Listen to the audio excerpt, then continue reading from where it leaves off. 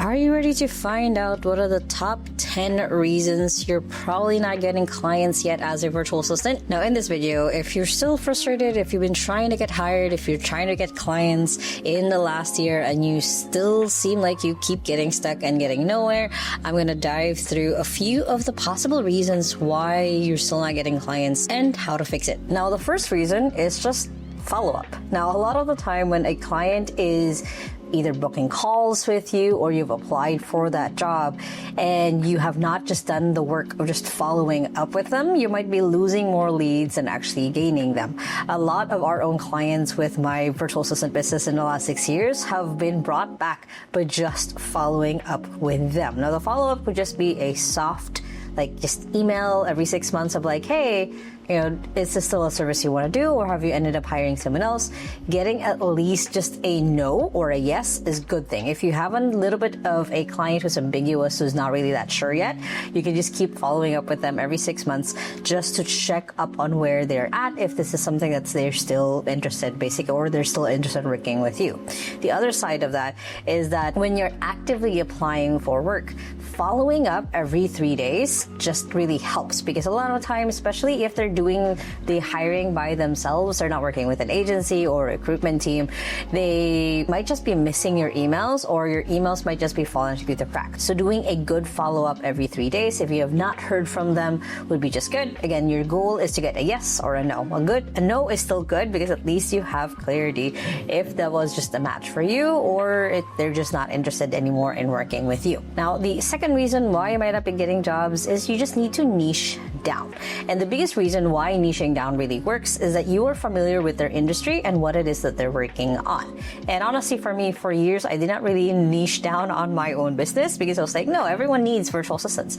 But in reality, when we niche down, hey, we're only working with coaches and consultants, that meant that we understood their pain, we understood where they wanted to go, we understood what they needed to get to where they needed to go. So that was kind of the shift for us of getting better and better clients, and also long-term clients, is really niche down to what made sense for us as an agency. And for you as a virtual assistant, you might need to start thinking of that, of who are my target audience and who can I help best. And for a lot of clients, it's easier for them to decide to work with someone if they have worked in the same niche or industry before, because again, you understand their pain, you understand where they're going, and how to get them there. And if you don't have any experience at all at being a virtual assistant, look at the top other jobs you've had before and what niche and industry was that in. If you have never had any work experience before, look at what you focused on in college, in high school, whatever that is.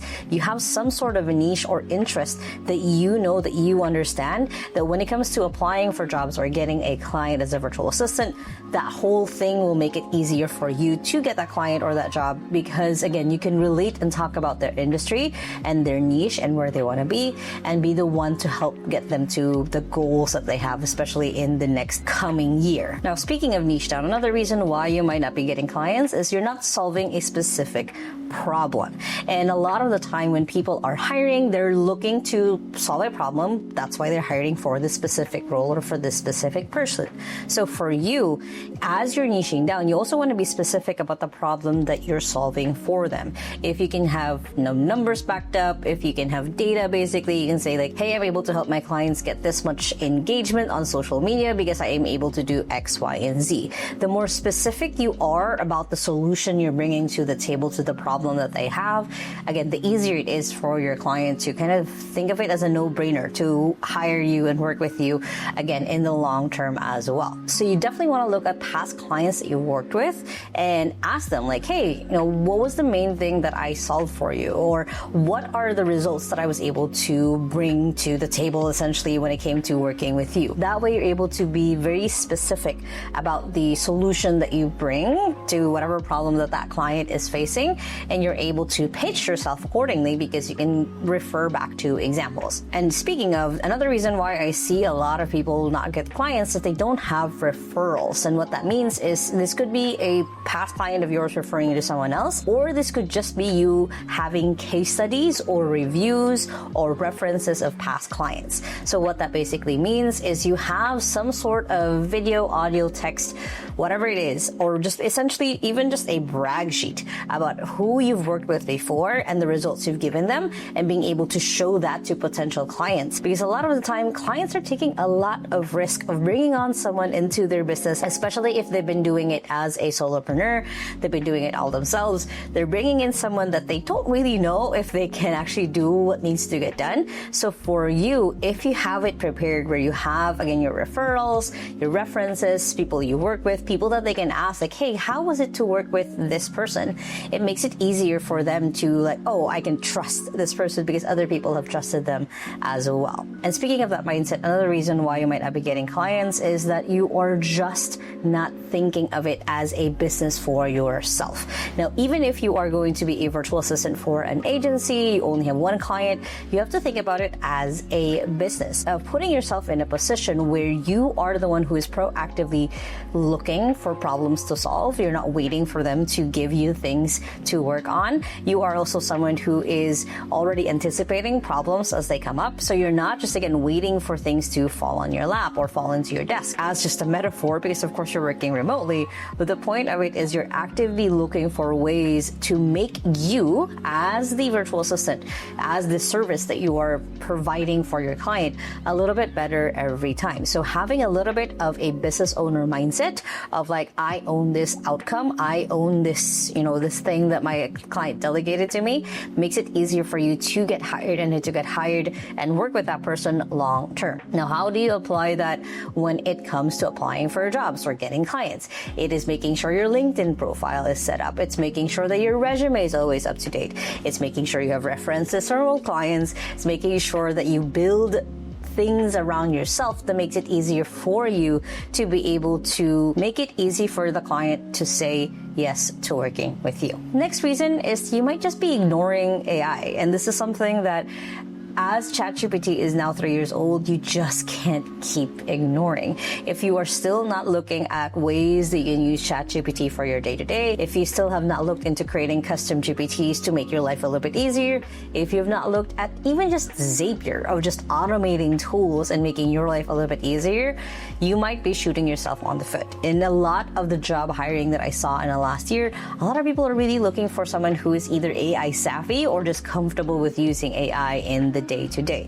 Now, it's one of the reasons why I created Ava, my AI for virtual assistant community. You guys can join it below, but basically it's just a place where you can ask questions and learn how to become a virtual assistant who knows how to use AI. And of course, I have a ton of videos on this YouTube channel on how to get started yourself as a virtual assistant in using AI in your day-to-day. Next reason you're not getting clients is just a lack of customization. Now, I've talked a lot about being specific about the problem that you're solving for your client. Now, when you're applying for jobs or when you're trying to get clients, customizing is even a better thing to show off in when it comes to the system, sort of how you work in your day-to-day. So what this looks like is, for example, when you're applying for jobs, make sure that you customize the resume that you have. So if they're looking for a kick-ass social media virtual assistant, you put that on the title of your resume. If they are this kind of industry or this kind of niche, you're making sure that you're catering to examples of what that niche looks like in your interview. So it's researching what they do, seeing how your skill set basically solves their problem, and then you're making sure that you're hitting those notes of like, hey, this is because I did the research and because I want to make sure that this is custom for you.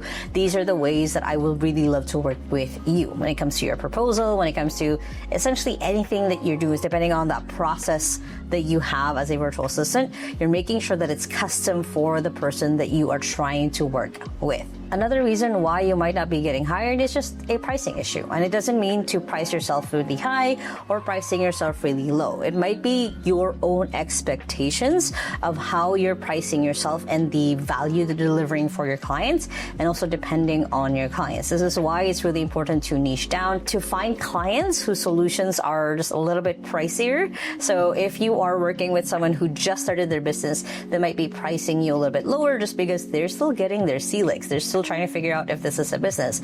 Versus if you're applying for a business owner who has had their business for the last decade and they know exactly how to make money, they're just struggling to get themselves out of the day-to-day, then you can probably price yourself higher because their problems are a little bit bigger and a little bit pricier if they don't solve it. So for you, as you are gaining your own confidence and experience as a virtual assistant, you want to start looking at pricing as like, what is the value of the solution that I'm solving for this person? And basically, can I charge this much? And keeping in mind, again, that business owner mindset, that beyond just how much they're paying you, there's also just the overhead, there's also just making sure that they have things that they can pay other people in the business as well. So you want to start looking at pricing as something that is correlated again to the value that you're bringing to the table, as well as the problem that you're solving within their business, and depending on the size of their business as well. Another reason why you might not be getting hired is just no systems. You don't have any systems to support yourself,